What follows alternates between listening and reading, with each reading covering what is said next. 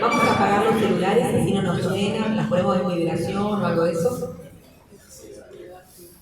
Bueno, vamos a dar inicio a esta instancia que tanto han programado las profes del espacio curricular del sujeto 2, la profe Caro y la profe Ana Paula, que la verdad que es un espacio distinto, porque hoy tenemos visitas y el aporte teórico de profesionales que nos van a ayudar a pensar, que nos van a ayudar a de alguna manera charlar y debatir sobre una temática que es bastante poco explorada, ¿sí? Poco explorada, poco dialogada, ¿sí? Y poco investigada en el mundo académico, ¿sí?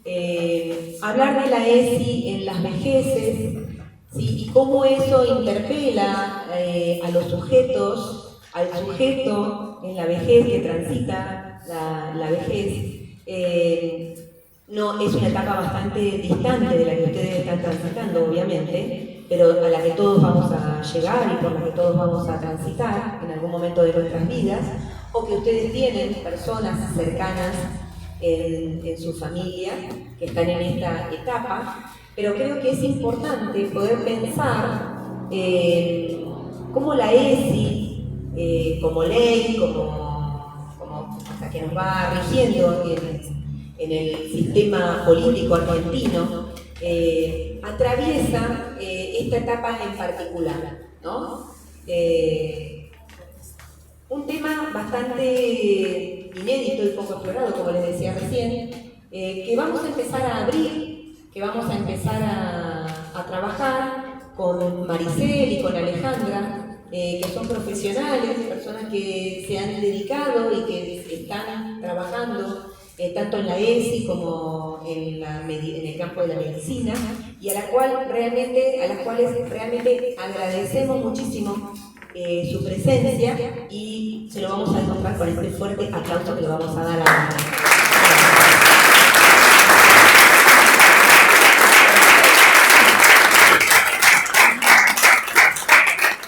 Bueno, sin mucho más preámbulos, vamos a dejar que hablen las que saben. Vamos a nombrarlas igual como corresponde.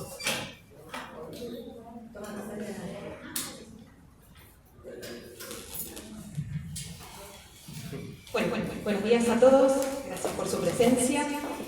Nosotros desde la unidad curricular de tercer año del profesorado de educación física, una de las unidades es adultos mayores y uno de los ejes es la ESI en vejeces. Lo que nos aconteció es que no habíamos encontrado tanto desarrollo teórico, sí identificamos la tensión que hay entre la ESI con paradigmas y modelos tanto médico-biologicista como tradicional moralista, como vimos con los estudiantes, en donde hay representaciones construidas, cristalizadas, que generaron ciertos estereotipos y que la ESI viene a romper. Pero nos parecía muy interesante poder encontrarnos con ustedes, escuchar, dialogar y enriquecernos ese saber en cuanto a los desarrollos que se fueron haciendo. Obviamente sabemos todo lo que falta y justamente lo complejo que es, como decíamos, ellos se desarrollarán seguramente en espacios por ahora no formales con adultos mayores, pero de a poquito también hay algunos espacios formales que pueden establecerse. Entonces pensamos la educación sexual integral tanto desde esos sujetos con los que vamos a encontrar y también, ¿sí?, en la construcción del rol como profes de educación física. Entonces es como un aprendizaje, digamos, desde dos lugares que van haciendo en el profesorado. Así que bueno, nosotros súper agradecidos, es como un momento más para enriquecernos, para aprender y para dialogar. Bueno, y antes de arrancar, las vamos a presentar, ¿sí?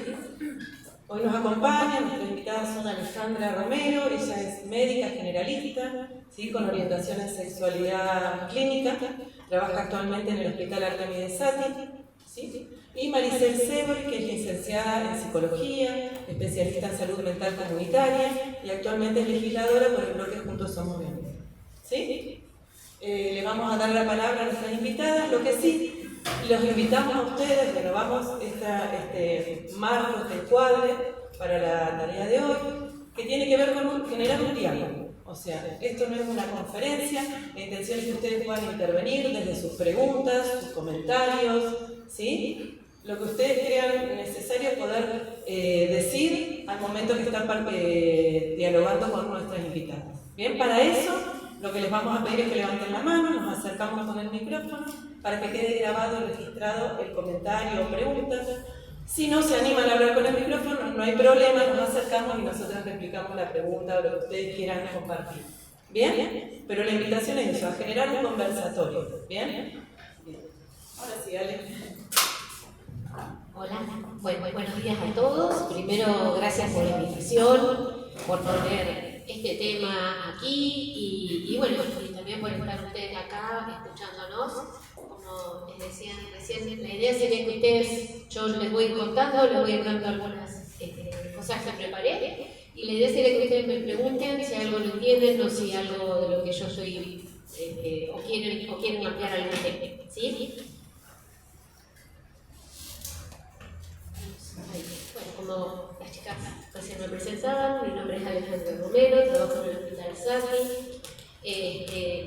Tengo un Instagram, si les interesa ver algunas cositas que voy subiendo ahí, con la forma que hago yo, así que no tienen cosas muy de Instagram ni de nada de eso. Así que bueno, que se llama Sexología Inquieta, que lo pueden buscar y ahí hay información. Una de las cosas que les quiero contar y que me parece que es importante que sepamos, y es que la sexualidad fue parte de nuestra evolución como especie. Así como el desarrollo de la lengua y así como la bipedestación, la habilidad manual, la sexualidad fue un motor fundamental para que nuestra especie llegara a ser una especie con un desarrollo distinto.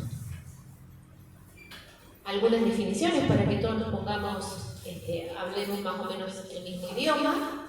La primera que les quiero contar, que estas son definiciones de la Organización Mundial de la Salud, es qué es el sexo.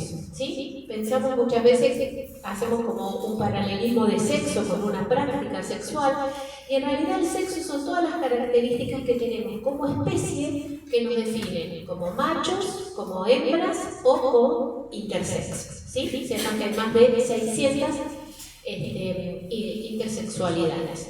Y hay un sexo también que es definido administrativamente y que es el que nos ponen cuando nacemos y alguien mira nuestros genitales y considera que ese va a ser nuestro sexo, femenino o masculino. ¿Sí?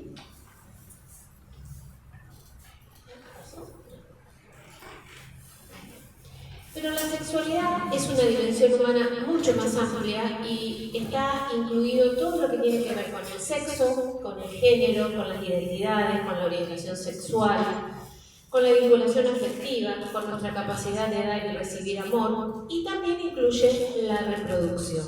Pero no es la única dimensión que tiene la sexualidad. Está atravesada por componentes biológicos, que son algunos de los que yo les voy a charlar y les voy a comentar hoy. Otros aspectos que tienen que ver con lo psicoemocional y otros aspectos que tienen que ver con lo sociocultural. ¿Alguien sabe cuál es el órgano sexual más extenso que tenemos? ¿Alguien dijo algo por ahí? Muy bien. Es la piel, exactamente. ¿No? Con uno de nuestros sentidos que tiene que ver con el tacto. Somos la especie que tiene la piel más sensible de todas las especies. En solo 2,5 centímetros de piel hay más de 100 corpúsculos, así que imagínense, y tenemos la capacidad de interpretar estímulos que no tiene ninguna otra especie. ¿Sí? Y el órgano más importante para la sexualidad, el órgano que rige la sexualidad, como el director de orquesta o un director de cine,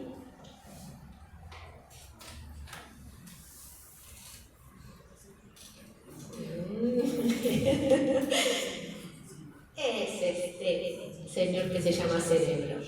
Nuestro cerebro, como les decía, decía, fue fundamental en la evolución de nuestra especie, porque nuestra especie tiene algo que se llama neocórtex, que es algo que vamos a ir desarrollando, un área que vamos a ir desarrollando a medida que vayamos creciendo, ¿sí? Este neocórtex es el que nos permite procesar la información, nos permite ponernos en tiempo y espacio, nos permite hablar, procesar imágenes, pensar en fantasías, ¿no? Pero hay otro sistema que tiene el que nos pone la palabra. Solo tiene 100.000 años, pero hay otro sistema que está intrínsecamente relacionado con nuestro neocórtex, que es el sistema límbico, y tiene más de 200 millones de años en nuestra especie. Y es el que nos va a ir registrando todas nuestras emociones y va a ir procesando esas emociones, ¿no? Y después tenemos un cerebro más pequeño que se llama reptiliano, que es el que nos da las funciones básicas, ¿sí? Así que aquí podemos decir, tanto que nos preocupamos a veces en la sexualidad con los distintos puntos, que el punto C es el punto más importante que tenemos en la sexualidad. Y como les decía, las emociones que tienen mucho más tiempo en nuestra especie son emociones que están, las emociones las tenemos todos, son universales, por supuesto que van a estar mediadas por factores culturales, va a haber distintos grados de emociones, ¿no? Va a haber emociones que pueden llegar a ser un enojo o pueden llegar a ser una ira, hay emociones que pueden llegar a ser una alegría o pueden ser la euforia, ¿no? Va a tener distintas etapas en nuestro desarrollo, en nuestra vida, va a evolucionar con nosotros, también nos ayuda también a sobrevivir. La tristeza es una emoción que nos ayuda a sobrevivir, ¿no? Nos ayuda a pasar distintos lugares. Y todas estas emociones van a ir tiñendo nuestras vivencias. Entonces, lo que podemos decir es que para poder tener una sexualidad sana, a mí me gusta hablar siempre de la sexualidad de un concepto positivo, de algo que nos aporta bienestar en nuestra vida, que nos da satisfacción. Es importante poder tener un equilibrio entre todas las variables que hablábamos recién, ¿no? Entre las variables intelectuales, emocionales, sociales, y que eso nos potencie como personas, que nos permita comunicarnos y también poder brindar y recibir amor. ¿Cómo se construye la respuesta sexual humana? Se construye con distintos sistemas. No es que solo funciona un sistema, sino que es necesario que nuestro cerebro, que reciba un estímulo, procese ese estímulo, diga, bueno, esto que está sucediendo ahora es un estímulo erótico, es un estímulo que me lleva hacia donde yo quiero estar, estoy con la persona que quiero, en el lugar que puedo, en el lugar que corresponde, ¿no? ¿Sí? Y todo eso va a generar en mi cuerpo cambios a nivel genital, hormonal, vascular, muscular, inmunológicos, neurológicos. Por supuesto que todo esto atravesado dentro de un contexto emocional y sociocultural donde las personas estamos.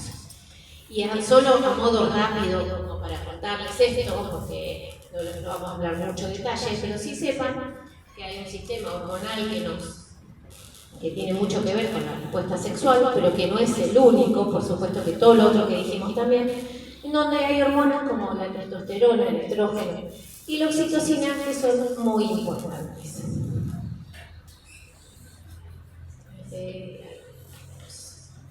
Entonces, si nosotros pensamos cómo se produce la respuesta sexual humana y cómo se produce la respuesta sexual animal, también está mediada por hormonas, pero la diferencia que tiene nuestra respuesta sexual con la respuesta de los animales o de los mamíferos tiene que ver con que nuestra respuesta sexual puede ser permanente, se genera desde un estímulo neurosensitivo, de imágenes, de fantasías o de sueños, ¿sí?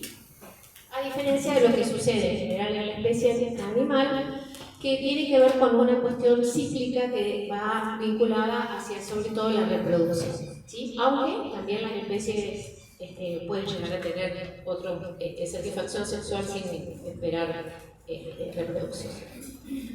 ¿Y cuándo comienza nuestra sexualidad? La verdad es que nuestra sexualidad hoy sabemos que comienza desde que nacemos, ¿sí?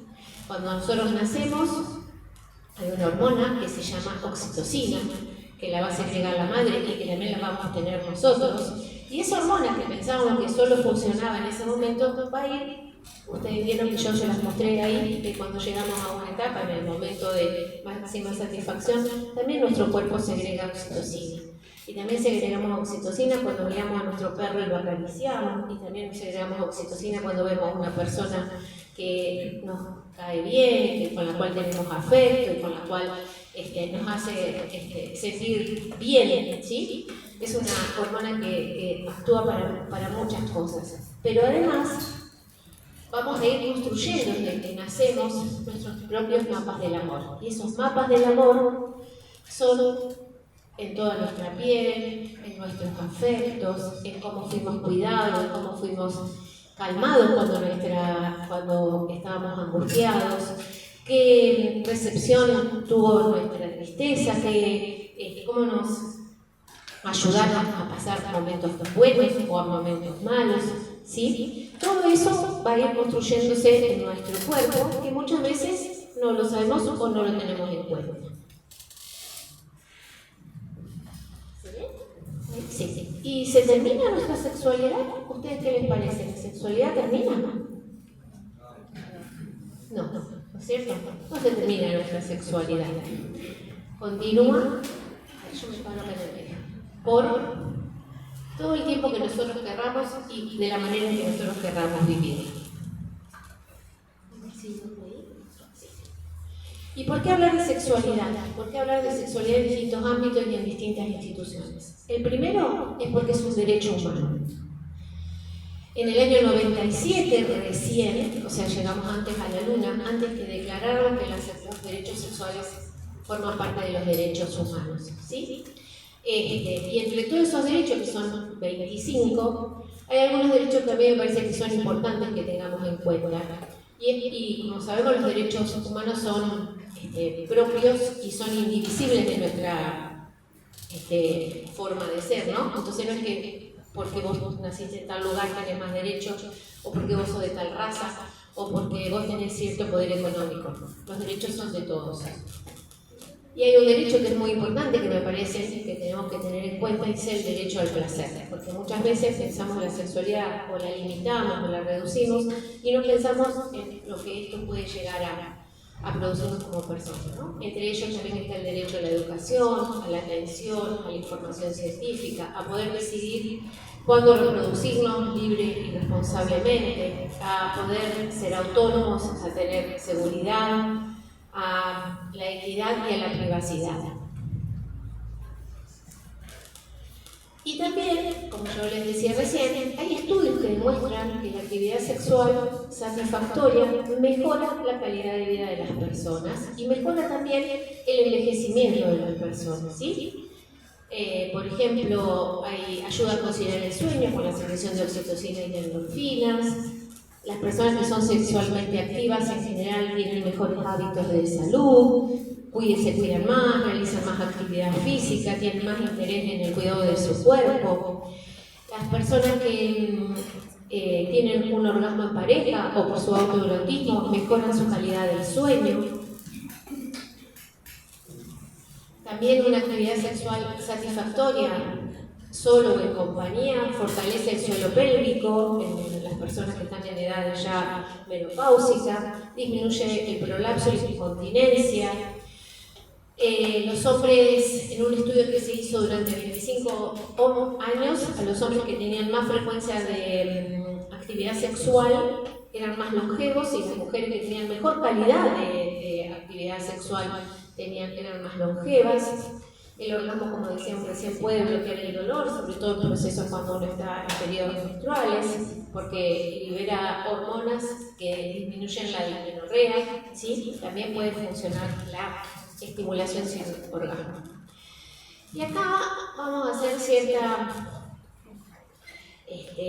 división, pero solamente en función de muchas cosas que tienen que ver con el género y cómo fueron tratadas durante la historia. La sexualidad femenina es una sexualidad bastante invisibilizada, una sexualidad sacada del placer, puesta de lo reproductivo, puesta como un valor humano distinto, la virginidad y la maternidad, nos han por ahí reducido a ciertas cosas, ¿no? Y eso ha llevado a que haya ciertos tratamientos, como por ejemplo el tratamiento de la histeria, que era una función, digamos, que tenían los médicos o las matronas, porque decían que las mujeres que tenían ciertos ataques, ¿no?, o que estaban mal, tenían que ver con esto, ¿no? Entonces se las llevaba al médico, se las derivaba al médico para que les hiciera un tratamiento, y así apareció este primer aparatito que luego se fue convirtiendo en distintos vibradores y en dildos, ¿sí?, desde el área de la ciencia, y después pasó a los sex shops. Pero es cierto que esa ha sido una sexualidad con mucho más atravesado por los tabúes, mucho más atravesado además también por la falta de información. Porque en realidad hay muchísimos más estudios de lo que tiene que ver sobre la sexualidad masculina que de lo que tiene que ver sobre la sexualidad femenina. Hay muchos estudios que están orientados hacia el placer del hombre, no hacia el placer de las personas, ¿sí? Así que también la ciencia tiene que hacer una reflexión sobre esto y ver. Yo no sé al doctor Freud porque, bueno, hay algunas cosas que no ha sido amable con las mujeres y ha puesto algunos mitos. Pero como, bueno, yo ya saben que para no voy a entrar en un conflicto. Pero bueno. Pero sí, como dice la doctora Helen O'Connell, que es una uróloga australiana, así como les contaba que hace solo 26 años que tenemos derechos sexuales incluidos dentro de los derechos humanos, sepa que también no hace más de 26 años que se terminó de describir completamente el clítoris, que es un órgano femenino que está ubicado por debajo de los labios menores y de lo cual es visible solo la parte que se llama glande, ¿sí?, que hoy sabemos que es mucho más amplio, que se va a ir ampliando y que se va a ir abrazando todo el primer tercio de la vagina. Esta doctora australiana estaba muy enojada porque veía que en los libros había hojas y hojas y hojas que describían el pene y no se describía el clítoris aún en toda su capacidad anatómica, fisiológica y en un montón de características. Entonces, bueno, ella fue un poco la precursora ahora, actualmente, para que esto surja y que esté mucho más en nuestros discursos también desde la sexualidad. Así que nos parece importante hablar de esto y tenerlo en cuenta, porque además, a diferencia del glande del pene, que solo tiene 4.000 terminales nerviosas, el clítoris tiene 10.000 terminales nerviosas. O sea que es un órgano mucho más placentero y con muchas más capacidades del que conocemos. Y si vamos a ver también las diferencias de género que han tenido que ver con la sexualidad, por ejemplo, en el orgasmo, vemos que en los hombres heterosexuales el 95% alcanza un orgasmo durante un encuentro sexual y las mujeres heterosexuales en general no más del 65%. Y también es injusto que haya una brecha orgánica, ¿sí? Es decir, que en el mismo encuentro hay personas que se van a ir como mucho más satisfechas y como mucho más como van a pasar con un encuentro mucho más agradable, ¿no? Sin embargo, las mujeres que tienen encuentros con otras mujeres y con las mujeres que lo llegan a través de la masturbación, pueden llegar a lograr el orgasmo en un 95% y en las mujeres con otras mujeres en el 86%. Así que es algo como para que tengamos que pensar. Y en este estudio que les puse acá, que se hizo el año pasado, aún un alto porcentaje de mujeres finge el orgasmo. ¿Y por qué lo hacen? Porque tienen miedo de que consideren que no está bien o que puede llegar a ser pensada como que es deficiente o anormal. Entonces prefiere fingir a poder manifestar sus deseos o su propio interés, ¿no? Y como vamos a hablar de personas que estamos en una etapa ya en la cual nuestra capacidad reproductiva ha disminuido, o mejor dicho, se ha ido, Y esto sepamos hoy que, como vamos a vivir probablemente muchos más años de los que vivían nuestras generaciones anteriores, el 30 al 40% de la vida lo vamos a pasar en edad de menopausia. ¿Y cuál es la diferencia también entre los cuerpos que tienen útero y ovarios con los cuerpos que no? Es que nuestro déficit de hormonal de estrógenos y progesterona va a ser mucho más brusco. En los hombres el déficit de testosterona, pero lo vamos a ver, es mucho más lento que lo que pasa con el ciclo de la mujer. Menopausia en griego significa pausa del ciclo lunar, como ustedes también sabrán que muchas veces los ciclos menstruales se consideraban de acuerdo a la luna, entonces eso significa, ¿no? Entonces, ¿qué pasa en el cuerpo cuando las hormonas como el estrógeno y la progesterona disminuyen? Hay un adelgazamiento del tejido vulvovaginal, disminuye la lubricación porque también disminuye la llegada de sangre, porque los estrógenos hacen que los vasos sean más finos. No sé si saben que más o menos para llenar una plataforma orgásmica, una plataforma pelviana femenina, hacen falta 500 mililitros de sangre, ¿sí? Un montón, pero para que un pene se ponga erecto, 70 mililitros. Uno hace la diferencia, una cosa así y el otro así, ¿no? Medio litro de sangre. Entonces, los tiempos pueden llegar a ser distintos. También este déficit de hormonas va a generar un cambio a nivel corporal, porque va a haber, muchas mujeres van a aparecer con este rollito acá, que tiene que ver con la secreción también de testosterona y que nos ayuda a que eso nos dé salud también. Pero esa distribución en el cuerpo puede llegar a ser tomada como algo que no me gusta, que no me siento cómoda, sobre todo por todos los estereotipos de belleza que hay, ¿sí? Hay una disminución del deseo y del ánimo también porque la testosterona disminuye también en la mujer. Y a mí me gusta algo que aprendí durante mi formación y es que cuando se cierra la fábrica se abre el parque de diversiones. Entonces, si la vivimos a la menopausia desde ese lugar, sabiendo y haciendo los ajustes que deberíamos hacer, necesarios por los cambios que vamos a tener, tal vez podríamos vivirla en un lugar mucho más saludable y mucho más agradable. Y ahí les puse una manzana porque tuve la oportunidad hace poquito tiempo de hacer un trabajo sobre autoerotismo y menopausia y hablar con más de 130 mujeres a las cuales les pregunté qué pasaba con su autoerotismo y la menopausia, ¿no? Y muchas mujeres, a pesar de tener más de 40, 50 años, nunca se habían autoerotizado. Entonces, uno se pone a pensar, si yo le digo a una persona, esas personas probablemente ni siquiera hayan mirado su cuerpo, ¿no?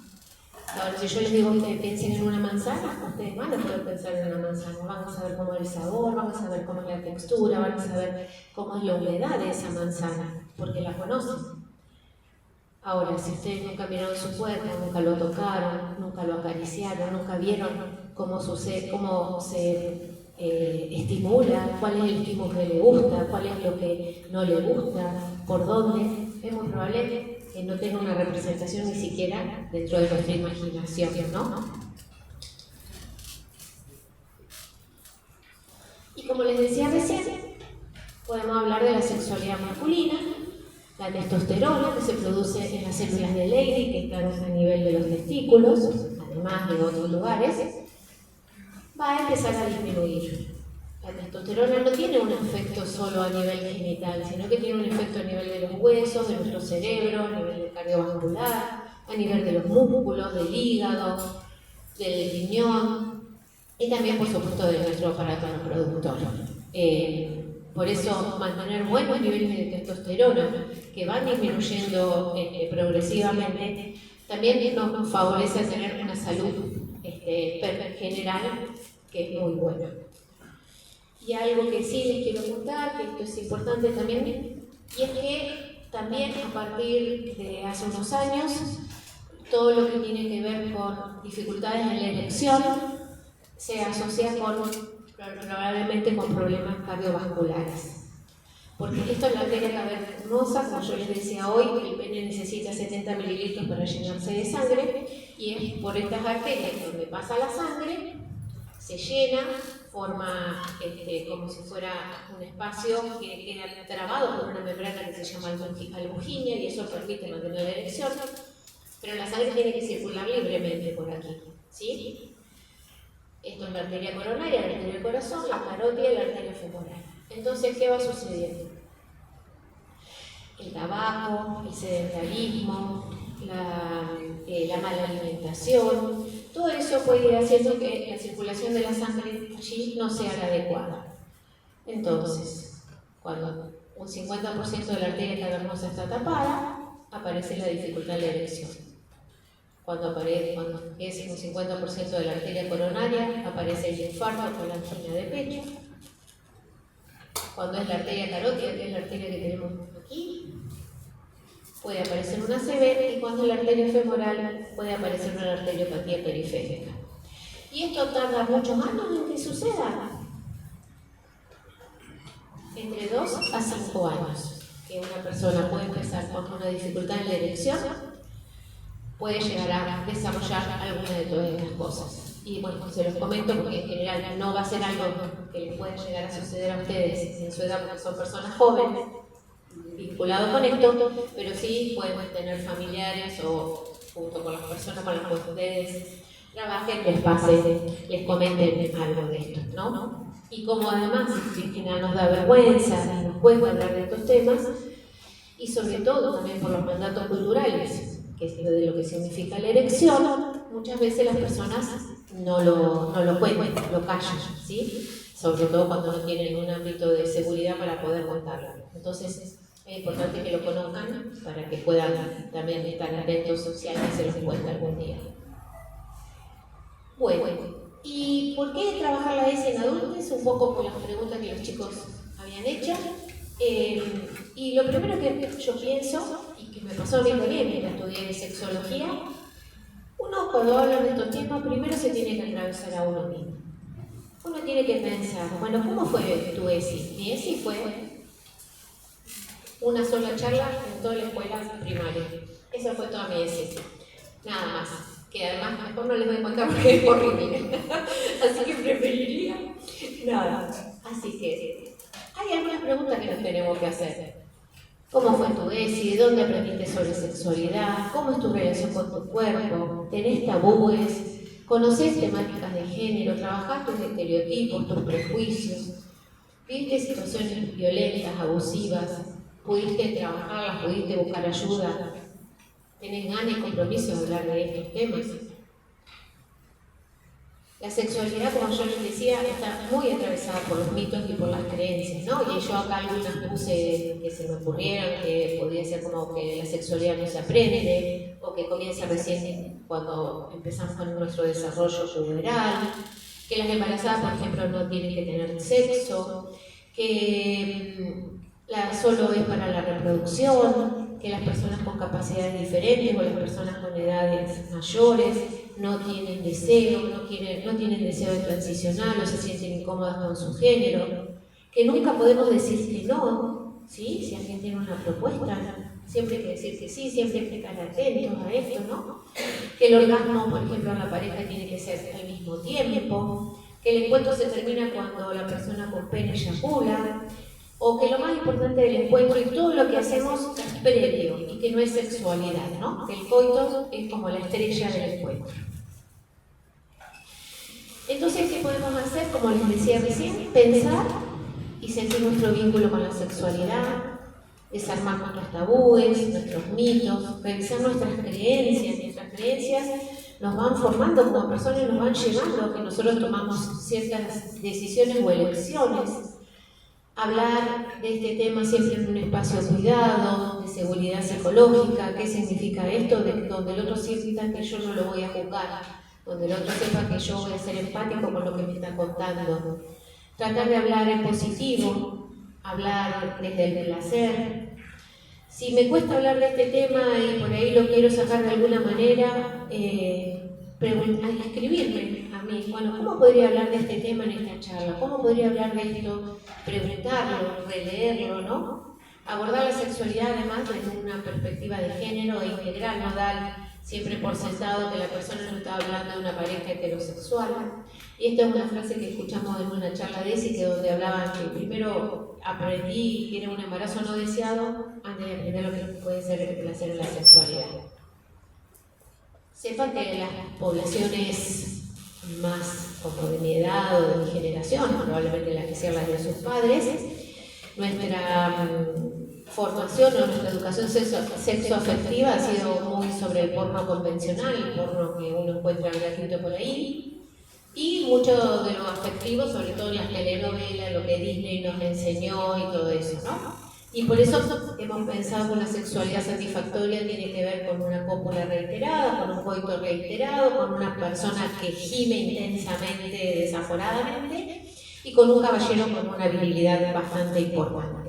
Pero la verdad que eso creíamos que era una sexualidad satisfactoria, y una sexualidad satisfactoria empieza primero con mi autoconocimiento, con saber yo qué me gusta, qué no me gusta, qué quiero, dónde quiero estar, me gusta estar con una persona, me gusta estar con dos, me gusta estar con una persona de mi mismo sexo, de otro sexo, me gusta que me acaricien así o de otra manera.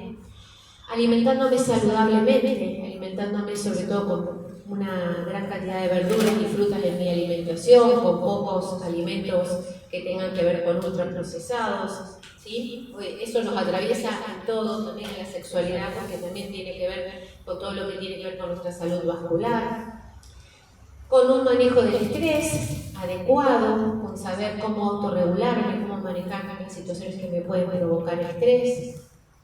También mi sexualidad va a tener que ver con todo lo que yo escuché en mi casa, con todo lo que yo aprendí en mi casa, cómo en mi familia se trabaja el tema. También con una actividad física regular, ¿sí? Hoy sabemos que las personas que empiezan en edades mayores es muy bueno, por supuesto empezar en edades jóvenes, pero si no, también trabajar todo lo que tenga que ver con la musculación, con todo lo que tenga que ver con generar fuerza, ¿no? Con descansar suficientemente. El descanso es un momento en donde nuestro cuerpo restaura sus funciones, entre ellas también la función sexual, por ejemplo, es algo que yo hago, además, trabajo con niños de primaria, y a todos siempre les aconsejo que duerman sin ropa interior, tanto para las personas con vulva como para las personas con genitales masculinos, porque los testículos, por ejemplo, están puestos en nuestro cuerpo para que estén fuera de la temperatura que tiene de 37 grados, entonces para una mejor secreción de testosterona es bueno que estén bastante libres, digamos, así que evitar la ropa interior, y lo mismo la vulva, que es una zona que tiene que mantenerse lubricada. Dormir también sin ropa interior le favorece la oxigenación y la restauración de sus funciones, ¿sí? Tener actividades de recreación, tener vínculos saludables, tener una buena comunicación con las personas, y en edades en las que hay enfermedades crónicas, que esa enfermedad esté controlada, que está siendo atendida y con una medicación adecuada.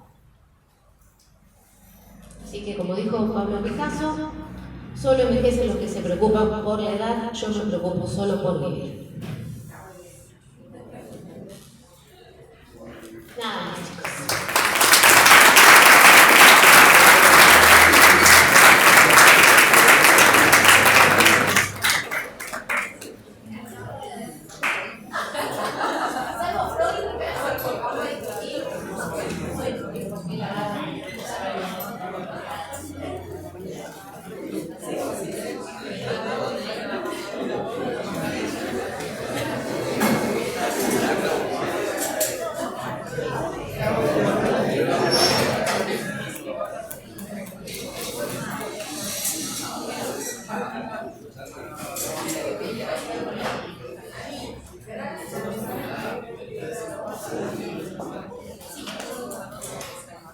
Bueno, ahora sí, buenos días para todos y todas. Muchísimas gracias a las profes, al instituto y a todos quienes han sido partícipes y pueden lograr este encuentro, pero fundamentalmente muchísimas gracias a ustedes porque son los verdaderos protagonistas de esta conversación, de esta charla, de este encuentro. Y cuando digo los verdaderos protagonistas y las protagonistas, me refiero a que son quienes van a después replicar lo que puedan aprender o lo que puedan adquirir o lo que puedan reflexionar a partir de este encuentro. Y al respecto quiero decirles que tal vez en la vorágine del tiempo no se pueda en lo inmediato reconocer, Pero la doctora Romero, Ale, ha destituido una cantidad tan significativamente enorme de mitos en su conversación, que es muy, muy importante que si está grabada después se pueda desglosar, porque cuando uno piensa en la sexualidad y toma en consideración todo lo que desde el discurso hegemónico se nos ha transmitido, dejamos muy por fuera aquellas cuestiones que tienen que ver con el goce, con el placer, que tienen que ver con el encuentro corporal, que es el lugar de la elección, y ni qué decir la cuestión de género, ¿no? Así que, Ale, yo te agradezco porque estamos más allá de la disputa que tuvimos por Sigmund Freud, que después lo vamos a aclarar. Lo que también quiero decirles es que este es un suceso que para mí tiene una significación altísima, porque estamos hoy en un espacio transformando con una conversación sobre la sexualidad en las vejeces, aportando a la educación pública que hoy está en debate, que hoy nos pone en el lugar de salir como docentes y como artífices y partícipes de la sociedad a defenderla, que hoy podamos trabajar en esta temática acá es absolutamente importante y significativo. Y decirles también que yo no tengo el soporte que tiene la doctora, porque es más precaria. A mí me gusta más la charla, el diálogo, pero bueno, creo que es un poco de cómo es cada uno, y eso también habla de lo que decíamos recién, de respetar las formas. Bueno, en principio lo que les quería compartir era que nosotros estamos acá con la intención de hablar de la ESI en las vejeces. Bueno, lo primero que tenemos que pensar es que para poder hablar de este tema hay que hacer una construcción valorativa y significativa. ¿Por qué? Porque la educación sexual integral aparece como una ley que transversaliza un sentido vinculado con todo aquello que nos hace a nosotros como personas y que no tiene que ver con lo biológico específico y puntual, que como ustedes vieron también tiene otra arista y también se puede analizar desde otra perspectiva. Pero, como decía Ale, nosotros teníamos educación sexual en la escuela desde el punto de vista orgánico, donde se nos explicaba qué órganos teníamos cada uno de los cuerpos, sea que portásemos genitales femeninos o genitales masculinos, y sobre todo se hacía mucho hincapié en los cuidados que debíamos tener las chicas al momento de la menstruación. Con lo cual muchas veces separaban a los grupos y por un lado iban las nenas y por otro lado iban los varones, independientemente de cuál era el sentir de cada uno de los integrantes de ese curso. ¿Qué quiero decir con esto? Volvemos sobre la idea de que la sexualidad no está vinculada con la genitalidad. Que independientemente de con qué órgano nos toquen hacer, nosotros elegimos cómo queremos vivir. Y ustedes, que además trabajan fundamentalmente con el cuerpo, su objeto básicamente de trabajo es el cuerpo propio y ajeno, es importante que lo puedan considerar a la hora de abordar, no importa si las vejeces, en general la población con la que ustedes trabajan, ¿sí? Hay una gran discusión que hemos elaborado siempre en relación a la ESI, voy a hacer un paréntesis, y que tiene que ver con dividir las aulas o los grupos entre nenas y varones, mujeres y varones, con lo cual damos por hecho que todos se identifican con uno o con otro sexo, ¿sí? Y eso es un error que creo que en el tiempo vamos a ir, o un mito que creo en el tiempo vamos a ir derribando. Pero volviendo a lo nuestro, ¿por qué pensar la ESI desde las vejeces? Porque la ESI nace para la educación formal obligatoria, que no aborda la educación para adultos y adultas. ¿Qué quiero decir con esto? Sí, los 3 niveles de aprendizaje, inicial, primario, media, tampoco para la educación superior, que después se incorpore, por eso hoy estamos nosotros reunidos aquí, y tiene más que ver con, en cierta forma, abordar un discurso no hegemónico, que sí venía siendo sostenido respecto de la educación sexual. ¿Y por qué en las aulas? Porque en el aula es donde se produce el mayor conglomerado de conocimiento y la mayor interacción con las personas. Entonces, que un docente pudiera traer al aula una cuestión vinculada con la sexualidad que no fuese solo orgánica, daba pie a que cada uno de nosotros y nosotras pudiésemos también explicar qué nos pasaba, no solo con el cuerpo, sino también con el entorno que contiene ese cuerpo. Y así es como a través de la ESI surgen un montón de denuncias vinculadas con los abusos sexuales, que ustedes lo deben saber porque son de público conocimiento, en las cuales mayormente las niñas denunciaban a adultos que abusaban de sus cuerpos. Y también se incorpora con el tiempo la perspectiva de género para que pudiesen todos aquellos que estaban, o aquellas que estaban, o aquellos que estaban en cierta medida significados de otro lugar, empezar a hablar de sí mismos como el modo en el que se sentían y se identificaban. Por lo tanto, la ESI no solo fue disruptiva, sino que también rompe con un discurso hegemónico pedagógico, que es el de creer que existimos nenas y varones, sino que existimos personas que necesitamos, que deseamos y que además de tener un cuerpo tenemos una mente. Como dijo la doctora, el cerebro es el mayor órgano sexual. Imagínense ustedes qué pasa a lo largo de nuestra vida cuando ese cerebro empieza a tener una necesidad que no es solo la de la sexualidad en sí misma como acto, sino también la de la identidad, la de la identificación y sobre todo la de poder nombrarse. Entonces, ustedes trabajan con los cuerpos como objeto básico de aprendizaje y de transmisión. Nosotras trabajamos con el cerebro en gran parte de nuestra vida, pero si nosotros hacemos una comunión nos da un cuerpo íntegro, un cuerpo que además tiene, si me permiten voy a utilizar el viejo recurso del pizarrón. Me complicó la tarea. Ahí está. Bien. Un cuerpo que además tiene en sí mismo una historia, ¿sí? Esto para mí es uno de los ejes fundamentales y transversales de la ESI. La historia que cada cuerpo contiene, independientemente de la edad que tengamos e independientemente del abordaje que ustedes vayan a hacer con el grupo con el que vayan a trabajar. ¿Por qué? Ustedes saben que cuando uno se lastima, le queda una herida, ¿cierto? Ustedes que además hacen deporte permanentemente, tienen lesiones que provoca el deporte. Esa lesión queda registrada ¿en dónde? En la piel, en el cuerpo, pero básicamente en las emociones. Imagínense, si ustedes van a hacer en gimnasia deportiva una actividad que les provoca una lesión, la próxima vez que van a volver a hacerlo, ¿qué les va a pasar? Bien, volvemos al tema de las emociones. Probablemente ese cuerpo que tiene una historia genere en sí mismo una biografía que es la que me va a predeterminar en muchos aspectos de mi vida. Entre ellos, la sexualidad. Una sexualidad que nosotros no la podemos disociar, que la tenemos que transversalizar. ¿Sí? ¿Por qué la tenemos que transversalizar? Porque es aquello con lo que vivimos en el cotidiano y a diario.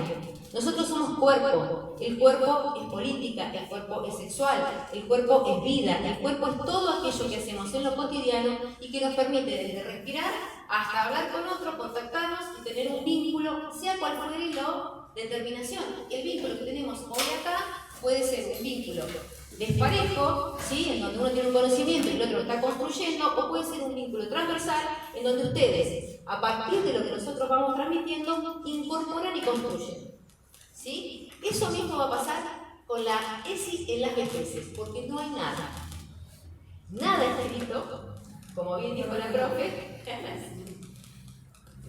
Es un lugar de vacancia. Es un lugar de vacancia que está absolutamente virgen para una gran construcción y ustedes creo que están dando un gran paso. ¿Por qué no las vejeces? Yo les voy a explicar. Las personas tenemos básicamente un mote que está asociado a la productividad. ¿Sí? ¿Qué quiere decir con esto? En este momento, ustedes y yo, que ya pasé la menopausia, estamos generando un acto productivo. Ustedes de aprendizaje y yo de supuesta enseñanza. ¿Sí? Por lo tanto, tenemos una vida social productiva. ¿Qué pasa con aquellas personas que pasado un periodo de que amorosamente decimos la abuelita o el abuelito, nunca abuelite, pues ya prejuzgamos, jubilado? Más allá de la precariedad del ingreso que puedan tener, nosotros pensamos en esa persona como alguien que ya tiene merecido descanso. Ustedes, más allá de la experiencia que puedan tener con familiares, ¿creen que la persona, y sacando de lado la cuestión política de eso que dije yo, digo, ustedes, ¿creen que una persona que sale de la actividad productiva social tiene un merecido descanso? Sí, ¿por qué? ¿O no? ¿Y por qué?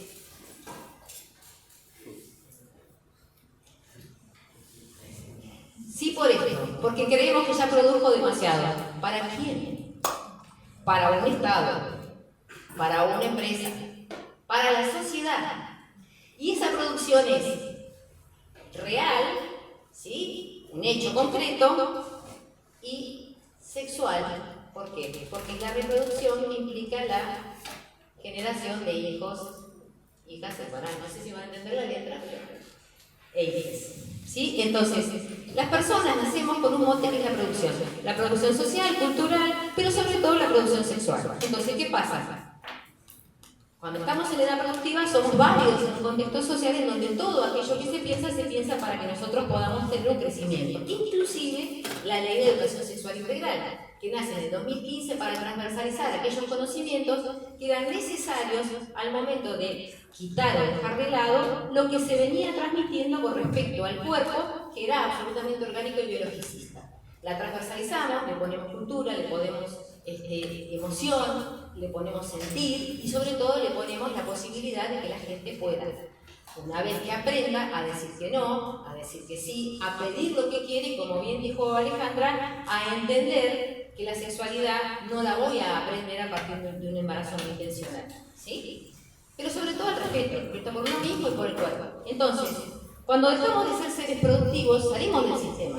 Por lo tanto, no hay nada escrito sobre sexualidad en las vejeces, porque entendemos que ya no son productivos y volvemos a un punto de comunión en donde creemos que la sexualidad está asociada a la producción, ¿sí? A la producción y a la reproducción, lógicamente. Ahí vuelve a imperar el discurso hegemónico, que sostiene que las personas en realidad nacemos para reproducirnos. Ni de goce, ni de placer, ni de nada, de todo eso, porque en realidad, si pensamos en la reproducción solamente, no estamos hablando del placer. Sin embargo, habemos quienes trabajamos con el cuerpo, por ejemplo ustedes. Y el cuerpo, además de ser biográfico, es productivamente emocional, ¿sí? Porque cuando les toque trabajar con niñas, lo que les va a pasar es que, por ejemplo, frente a una imposibilidad, un niñito o una niñita llore, porque no sale la forma, porque tiene miedo, porque se cayó, ¿sí? Por emoción. Involucra el cuerpo y también involucra un supuesto que es que no puede, ¿sí? Pero ¿qué pasa? Es un niñito, es una niñita, es un niñite. ¿Qué pasa con un adulto que cree que salió de esa etapa productiva o reproductiva y no puede? ¿Cómo lo abordamos? ¿Cómo entendemos nosotros que la ESI puede ser una herramienta en construcción para trabajar con estas personas a las cuales les tenemos que acompañar a derribar un mito? Porque vamos a derribar un mito, ustedes son conscientes de eso. Por eso yo celebro la excelencia de poder trabajar en este espacio, porque lo que nosotros entendemos es que, además, como salen del circuito educativo formal, salvo las personas que vayan a la educación para adultos, o adultas porque no han tenido una educación formal o no han podido adquirir una educación formal, en donde tampoco, seamos honestas, se trabaja mucho de decir, ustedes van a tener una herramienta que poder hacerlo en otro espacio, que no es la de la educación formal, ¿sí? Pero sí lo va a implicar a ustedes como docentes. Cuando el cuerpo es una biografía, y esa biografía parece que quedará estanca, porque ya no produce, cometemos el peor de los errores. Porque además de las tareas de cuidado que en general llevamos adelante las mujeres y que son casi diría perpetuas, aparecen otras producciones que tienen que ver con otro goce que está vinculado en otro espacio. Puede también tener que ver con las tareas de cuidado, porque tal vez nos permitimos ser abuelos o abuelas desde un lugar en donde no tenemos la responsabilidad de la crianza, entonces malcriamos, lo han escuchado más de una vez. Si tienen la fortuna de tener algún abuelo o alguna abuela, sentirán que son aquellos que les van a dar lo que no le dan los papás, ¿no? Es así, un poco así. Pero más allá de la tarea de cuidado, lo importante en este sentido es que seguimos teniendo un cuerpo. Por más que pasemos la etapa productiva, por más que el sistema nos diga que tenés tanta edad, podés ir a tu casa, no vamos a descansar. Vamos a hacer aquello que tal vez con el tiempo que nos resta, que no tenemos que ir a trabajar, podemos hacer. Y ahí es donde empezamos a darnos cuenta de que pueden elegir actividades que involucran sus cuerpos que tienen una biografía y que además piden ser respetados desde otro lugar. ¿Hasta ahí vamos? O yo hablo medio rápido, ¿no? ¿Se entiende? ¿Está bien? Entonces, lo que nosotros nos vamos a preguntar ahora es, en este contexto, en donde estamos construyendo una educación sexual para las vejeces, ¿cuál sería el objetivo, ya no el objeto, porque volvemos a pensar en el cuerpo, de nuestra tarea? Porque nosotros podemos juntar un grupo de adultos mayores, no pasa nada, y de pronto decir, bueno, vamos a hablar de la sexualidad, y ahí entonces empezar a pensar en cuestiones donde puede ir un médico o una médica, puede ir un psicólogo, una psicóloga, usted mismo, plantearle, bueno, ¿y usted qué le pasó? ¿Usted qué le dejó de pasar? Etc. Bueno, vamos a caer en el mismo error que caía antes de la educación formal, que era creer que solo hablábamos del cuerpo. Entonces, mi pregunta es, ¿cómo se les ocurre a ustedes en este proceso de construcción que podemos llevar la ESI al plano de la educación en las vejeces? Puede ser mediante trabajar la frustración. Hoy la escuché hablar a la profe por ahí que dijo algo sobre la frustración, lo que eso causaba por ahí en la sexualidad. Por ahí los adultos mayores, yo tengo gente, o mis viejos más cercanos, que están saliendo por ahí de esa etapa, digamos, o entrando en la etapa de la vejez y saliendo del trabajo cotidiano de ellos, y se siente, hace poco me comentó que se siente muy... un poco frustrado y mal porque tiene mucho tiempo libre. Entonces por ahí trabajar sobre esa frustración que siente por ahí con la actividad física o generándole algo que le pueda generar algún bienestar para él. Excelente, porque en lo que vos acabas de decir es la clave de esta cuestión. Tiempo libre. Vos fijate, qué loco, porque en realidad el tiempo es tiempo, libre o ocupado, pero porque ya la sociedad no los contiene como productivos, empiezan a tener un tiempo libre y que los frustra. Con el deseo que siendo productivos tenemos el tiempo libre, ¿o no? Si yo digo, ahora viene la semana larga de junio, no tenemos que ir a cruzar, ¿no? Es un poco así. Imagínense ellos que tienen todo, o ellas que tienen todo el tiempo libre del mundo, ¿y ahora qué hacemos? Bien, esto que vos acabas de decir, que tiene que ver con las emociones y que tiene que ver un poco con trabajar la frustración, nos obliga, en la transversalidad de la educación sexual integral, a pensar junto con ellos y con ellas cuáles serían las actividades que más gusto les dieran hacer. Hace un tiempo, sin ánimo de ser referencial, a la 15 días más o menos, fui a un encuentro de adultos y adultas mayores que organiza la municipalidad, en donde se juntaban a bailar folclore, ¿no? Y había gente que se reía porque decía, yo en mi vida bailé folclore, pero vine vestida de paisana o vine vestido de gaucho, porque algún paso voy a tirar. Cero prejuicio con el cuerpo, cero prejuicio con el baile, cero prejuicio con el otro, porque bailaban entre ellos independientemente de si se formaba la pareja varón o mujer, no les importaba nada. Buen aprovechamiento del tiempo libre y caída de la frustración. Una valoración que los profes y las profes de educación física, que trabajan en este caso en el municipio, generan a partir de una actividad lúdica que involucra el cuerpo y que da por tierra con cualquier prejuicio. No importa con quién, no importa la edad, si sé bailar y si me vestí o no me vestí de gaucho o de paisana. ¿Se entiende? Eso que vos dijiste es fundamental. Cuando nosotros entendemos que vamos a trabajar con personas que tienen determinada edad, que ya no se considera productiva, lo primero que tenemos que pensar es cuál es la necesidad de la persona. Obviamente que uno genera un grupo y el grupo es variado, con lo cual nunca sabemos cuáles van a ser los intereses. Pero sí podemos adaptar aquello que nosotros planificamos o programamos a las realidades que nos toca trabajar.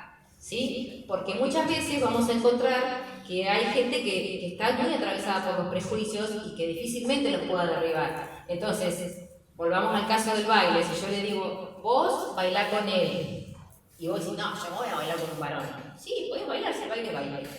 No. Es como si siempre digo de los baños. ¿Por qué separamos baños de mujeres y de varones? Si los baños son baños, vamos a lo mismo. Los varones con las mujeres, bueno, en este caso, cuando nosotros entendemos o pesquisamos que hay una cuestión por el estilo, hay que volver hacia atrás. Porque lo primero que tenemos que hacer, si hay disparidad, es trabajar sobre que el baile no tiene género. Es como la ropa, es como los juguetes. Se puede bailar porque el objetivo es terminar con la frustración de no tener en qué ocupar el tiempo libre. ¿Se entiende? ¿Qué otra actividad se les ocurre? Podría hacer una persona junto con ustedes o un grupo de personas de más de X, ¿no? De grupo de vejeces, de más de X. El tejo. Bien, ¿cómo organizarías vos un torneo de tejo? ¿Se puede realizar individualmente o grupalmente? ¿Individualmente o grupalmente? Bueno, ¿cómo convocás? ¿Qué generás? ¿Cómo sería todo? Voy a decir acá y vale. No sale ahí ya. ¿Te acuerdo que escuchaste? No importa. Pero por ejemplo, en verano, en Playa Dorada, se hace torneo de tejo y se hace también por micrófono y se llama a toda gente adulta o los que quieran participar y se hace individual y grupalmente. ¿Y lo llaman y dicen categoría femenina, categoría así? Bien, no. Lo que él dice, que me parece sumamente importante y que se da mucho en las playas rionegrinas, sobre todo es, sale con un parlante, el profesor, la profesora, y dice, convocamos a todos aquellos que quieren jugar. Bien. Ese tarea es excelente. ¿Por qué? Porque nosotros aquí asociamos el tejo a una determinada edad. Salvo que estemos en la playa, en familia, y todos decidamos que vamos a hacer un torneo entre pares, o entre pibes y grandes, qué sé yo. Bien. Cuando vos convocás a esa actividad y ves, por ejemplo, que hay personas mayores que no quieren, están reticentes, porque tal vez no se animen o qué sé yo, es importante que los convoques y que generes un espacio de intercambio de distintas edades, de distintas generaciones, cuyo objeto no es la competencia, sino el encuentro. Por supuesto que la motivación sí es la competencia, le regalamos un parasol, cosas así, no importa, está buenísimo. Claro, es increíble, pero eso está bárbaro. Pero lo que vos planteás es un objeto con el cual se puede trabajar. Una herramienta, no me sale la palabra. Es una herramienta de trabajo cuando pensamos en la ESI. Y vos decís, ¿pero qué tiene que ver la ESI con el tejo? ¿Cómo que tiene que ver la ESI? ¿Qué involucramos nosotros en el tejo? El cuerpo, las emociones y el encuentro con el otro. Perfecto, transversalizamos. Y además un espacio lúdico, porque nosotros lo estamos haciendo en un lugar que geográficamente nos es agradable, ¿sí? Y muchas veces nos encontramos con otra de las cosas que es frustrante para las vejeces, que tiene que ver con el cotidiano del otro, que sí es productivo. Le hace hijos, hijas, nietos, nietas, nietes, ¿sí? Vecinos, vecinas. Tiene una persona adulta, se levanta, a la mañana tiene toda la mañana libre, ¿sí? Y los vecinos y las vecinas están trabajando, los nietos, los hijos, las hijas, etc. Entonces, también es importante tomar en consideración los horarios con los cuales vamos a trabajar con estos grupos. ¿Qué tiene que ver con la ESI? Todo.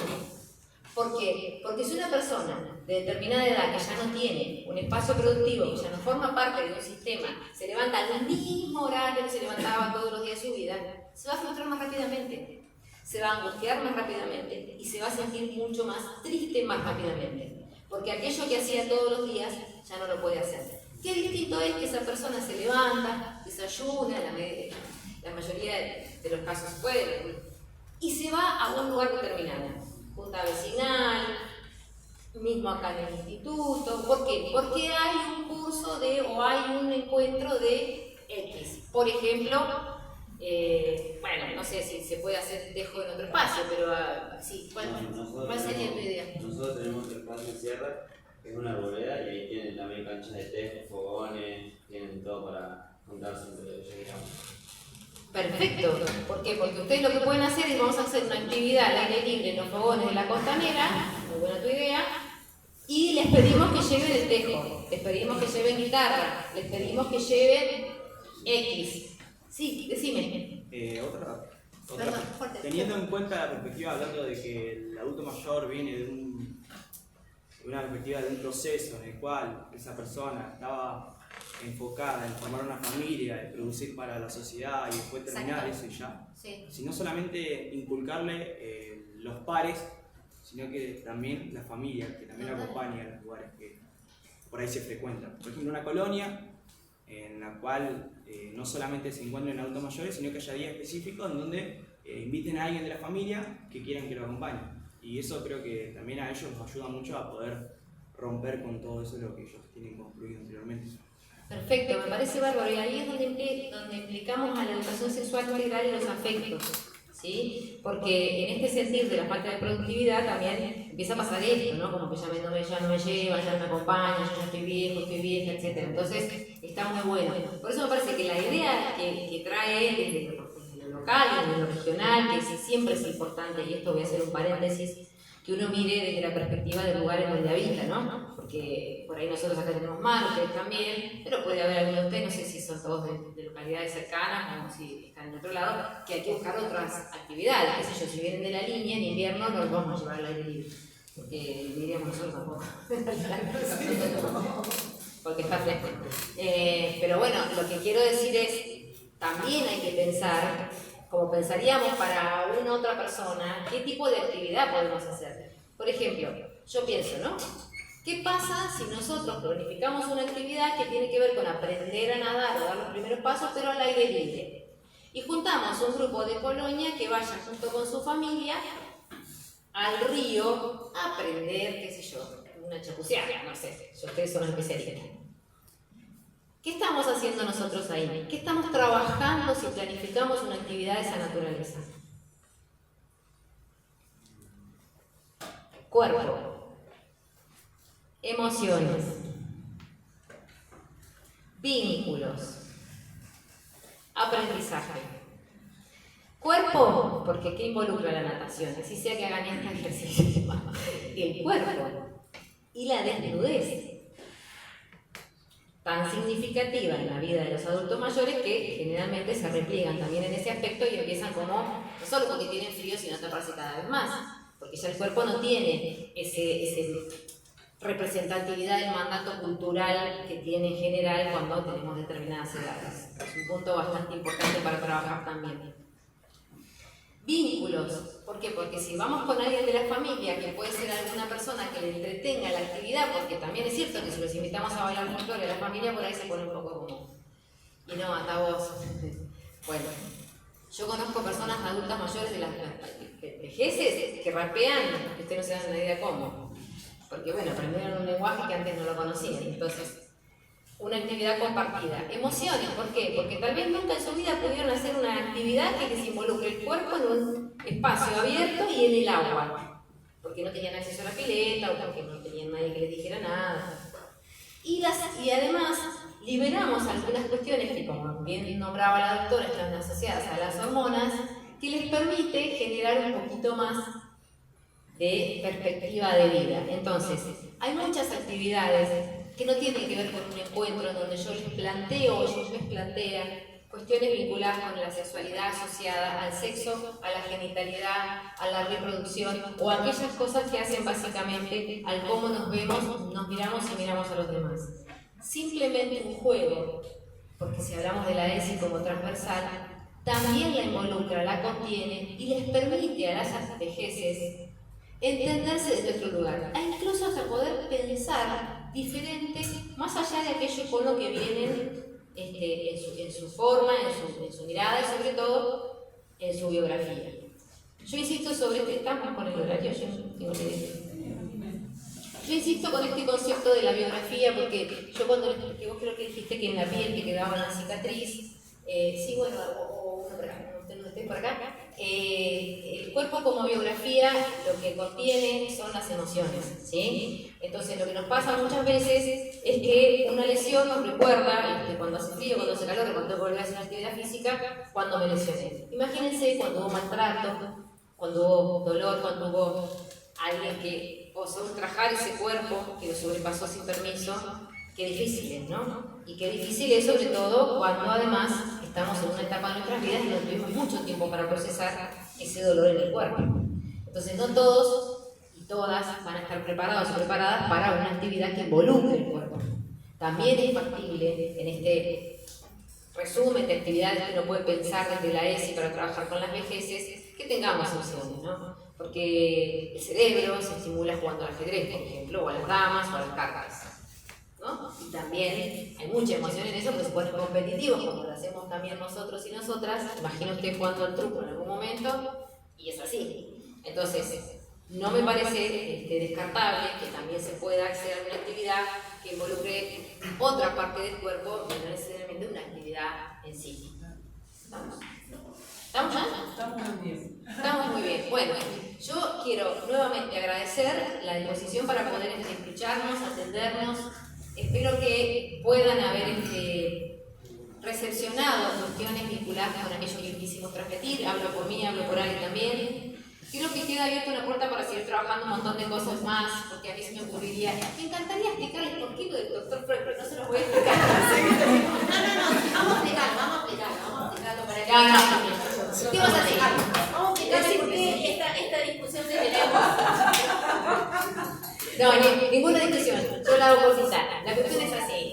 El doctor Sigmund Freud crea su teoría en la primera etapa de su formación y de su salida hacia afuera en base a estudios, como quien diría, un poco ortodoxos. Porque el concepto de histeria él lo asocia directamente a las mujeres, y histeria viene de la palabra ístero, que está el útero, porque eran las que más demandaban cuestiones relativas a determinados estados, ¿no? Entonces, él a través de la hipnosis construye una teoría asociada a las mujeres, muy en estrecha coincidencia con la sexualidad, donde dice que las mujeres padecen de histeria por no tener un goce sexual. Después lo cambia, Alex. Hay una cosa más que dice el doctor Freud y que además se siguió hasta nuestra día de hoy. Sepan que en nuestro país es la escuela de psicología muy freudiana. Sí, por eso, muy de esa línea. Entonces hoy en día hay muchos otros pensamientos. Pero además hay algo que el doctor Freud instala, y es que el orgasmo femenino que se produce en la vagina es el orgasmo de la mujer adulta. A diferencia de lo que en realidad hoy sabemos, y es que casi el 80% de las mujeres el orgasmo es clitoridiano. Es decir, no sucede en la vagina. Entonces, como él planteaba eso, muchas mujeres se consideraban, no tenían un encuentro. Ustedes vieron que esto, como yo les digo, cómo llegó hasta nuestros días. Las mujeres que no gozaban a través de una penetración o del coito eran consideradas mujeres que estaban mal, que tenían un problema. Entonces, este desconocimiento, ¿no? Bueno, pero además, como dice Maricel, el doctor Freud venía de una forma, ya venía de combatir con la psiquiatría ortodoxa, que era la que planteaba que para poder modificar una afección emocional había que hacer una lobotomía. No, y además también de una familia judía, donde el judaísmo es una religión muy limitante en la cuestión sexual, donde solo la planteaba en un lugar reproductivo. Entonces, claro, él pensaba que las mujeres que se tocaban su clítoris y generaban placer con eso, eran personas que estaban infantilizadas. ¿Sí? Sí, él admitía y creía que era fundante la sexualidad cuando la masturbación se produce en edad temprana, que es una manera de conocer el cuerpo y además de tener una salida que él denomina exogámica, que es la de encontrar placer en sí mismo y ya no con el cuidado de los... Acá empezamos con la discusión ya siempre. Acá sacamos la biblioteca cada uno y dice por qué. Pero bueno, más allá de eso, en realidad fíjense, como yo les contaba hoy, que recién hace 25 años, 26 años que en los libros de anatomía, que nosotros estudiamos, el clítoris tiene su propia identidad y no su paralelismo con el pene. Si bien son órganos similares, no son lo mismo, ¿no? Entonces, bueno, por eso es esta cuestión que en la sexología respetamos todo lo que el doctor Freud nos ha dejado en nuestro conocimiento, pero sí ponemos esto en función porque, como yo decía, muchas cosas, cuando estas cosas no se hablan, se transmiten de generación en generación mitos o cuestiones que han planteado. Y voy a cometer cierta infidencia, pero alguien que también llegó a su edad menopáusica, cuando yo les decía esto de la sequedad y todo eso, que es algo que socialmente está mal visto, ¿no? Esto de la falta de lubricación y todo eso, tiene una connotación emocional bastante importante para muchas mujeres. Alguien cercano me pregunta, no, y que, bueno, toda una dificultad. Y cuando empezamos a hablar de cómo eran sus orgasmos, de cómo venía, de cómo lograba estimularse, se quedó como impactada cuando le planteé que no tenía que tener, que no se sintiera mal si sus orgasmos no eran por penetración. Y entonces, ¿cómo que no? Yo a esta edad tengo casi 60 años, voy a tener que volver a empezar. Y sí, vas a tener que volver a empezar. Y vamos a tener que empezar a conocerte desde otro lugar, ¿no? Entonces, por eso les digo, fíjense cómo podemos ir arrastrando cuestiones o creencias que después podemos transmitir a los demás desde un lugar por ahí como falta de no poder hablar, ¿no? De no poder poner esto en palabras y ponernos en espacios que sean cuidados, sobre todo. Y otra cosa que es importante decir, porque acá se habló bastante de la histeria, sepan que debería dejar de ser un insulto. Las personas que trabajamos con la perspectiva de género y que reivindicamos el lugar de las mujeres en una sociedad en la que nos han bastardeado bastante, mujeres y disidencias, y no hablo mal de los hombres, yo no quiero hacer esa adquisición porque si no se va a interpretar, pero sí tengamos en cuenta que ya no es un insulto, que los varones también la pueden padecer, que no es una cuestión vinculada únicamente con la falta de placer y el útero, sino que además tiene que ver con un conglomerado de emociones que en muchos casos están asociados por la contraria a la violencia y a la agresión que nuestro cuerpo recibe, salvando las subjetividades. Así que bueno, dicho esto, ya estamos. Exacto, les quería consultar, ¿ustedes tienen alguna pregunta, algún comentario para hacer antes de cerrar? ¿Vos alto te haces? No fuerte, no claro. Yo quería agradecer el tema de que se hable esto último, del tema del orgasmo que no se da por la penetración, porque hoy en día sigue el pensamiento de que el orgasmo sí o sí se da por penetración y no por estimulación del clítoris. Y sigue el pensamiento también de que no sé si es por la histeria, sino por el hecho de que no te lo hicieron bien. Claro, totalmente. Entonces, como por eso lo está bueno hablar de ese tema. Claro. No te lo hicieron bien cuando en realidad, a ver, dejemos de pensar que la sexualidad es un acto que se le debe al otro. La sexualidad es un acto compartido, es un acto en donde las dos partes, las tres decidan. Vamos a hacer sí, vamos. Ya que abrimos bien. No, bueno, es algo muy subjetivo, personal, individual, sobre lo cual nosotros no podemos opinar, pero no es así, ¿te gustó? Si yo fui partícipe me va a gustar, si no, algo así sería. Bueno, por eso el ejemplo que yo les ponía de la manzana, ¿no? ¿Cómo alguien va a poder decir, me gusta que me acaricie de esta manera, me gusta que me toque de esta manera, si nunca se pudo explorar, si nunca se permitió tocarse, ver, ¿no? Yo hay una frase que me gusta también decir que fingir un orgasmo es mi mejor manera de decirle al otro lo que no me gusta. Así que chicas, claro, por eso mismo, ¿no? Así que si algo no fue, no funcionó, si no llegamos al orgasmo, si no se pudo, si el encuentro, no sé, en el medio pasó algo, bueno, tratar de hablarlo de forma amable, comunicarlo asertivamente, qué me gusta, qué no me gusta.